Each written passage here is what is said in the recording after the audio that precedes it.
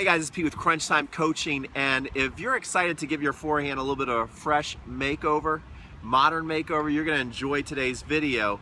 It's 3 checkpoints to the modern forehand that you got to nail. So you're really going to like it, but I also want to invite you to stick around to the end because I've just made a brand new 5-part training series called How to Build a Better Forehand. I'm going to show you each video you're going to be getting inside the free training series, so make sure you stick around for the preview of that. All right, let's get into today's lesson. Hey guys, it's Pete with Crunch Time Coaching, and today we've got 3 major checkpoints you've got to nail on your topspin forehand. We'll be right back to show you what they are. Okay guys, the first major checkpoint a lot of people get wrong right off the bat is the way they bring the racket back. Many people bring the racket back with an even racket face, and you would think, well, if I got my racket back even, if I swing, I should be even with the ball. Sometimes you can do that, but lots of people naturally are going to be opening up as they hit. So if they're back here even and they go to swing, a lot of times that ball launches way out.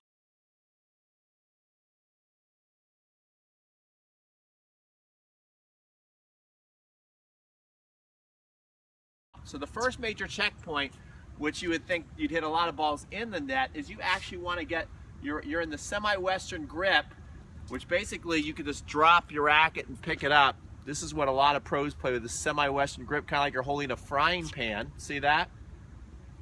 And so when they bring their racket back and they get it down here, what a lot of people call that wrist lags, look, their strings are actually facing towards the ground. All right, so that's the first major checkpoint. You want those strings facing towards the ground so you can get a lot of topspin on the ball, swing up on it.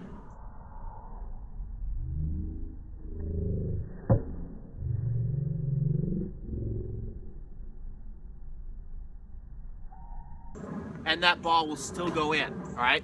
So that's checkpoint number 1. We'll be back with checkpoint number 2. Here comes checkpoint number 2. When you're going to swing, see, nothing changes. So as you hit and you get here, right, when you're fully extended out, the string should actually be facing towards the ground, okay? So you can say good boy to somebody or pet somebody right there. That's checkpoint number 2 that you want to get down, all right? Many people, as they come and they go to hit, things start out nice, but then as they go to hit, they're here or here, and even though that looks even, that ball is going to be flying out. So as you come, the string should still be facing towards the ground. You see that? Still be facing towards the ground. That's checkpoint number 2. All right, guys, so here's checkpoint number 3, and that is when you're following through. We've all been taught this, and this still works. The pros still do this, is follow through over the shoulder.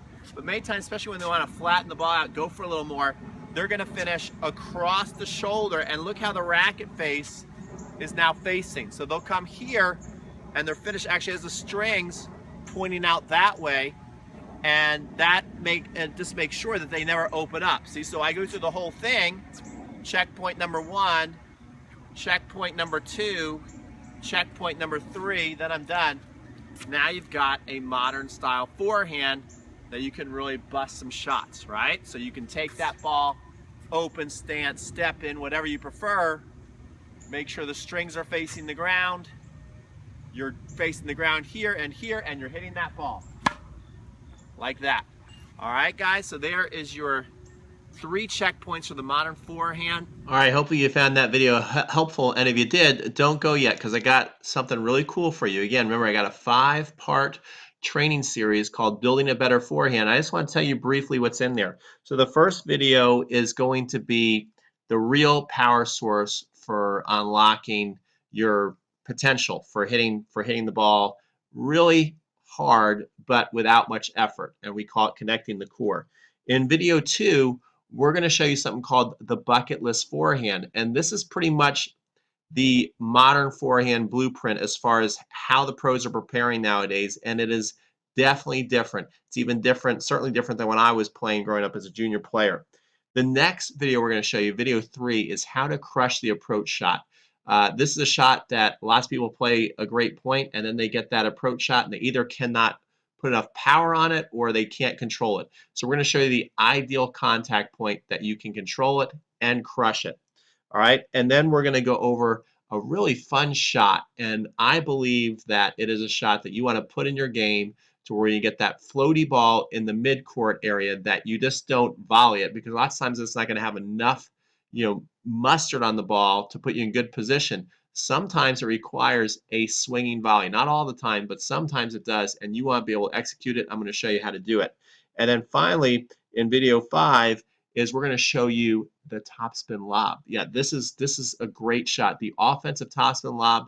People are coming in the net. Now they know you got a powerful forehand. They close the net. They're waiting for that big forehand, and you hit a spinner lob right over their head.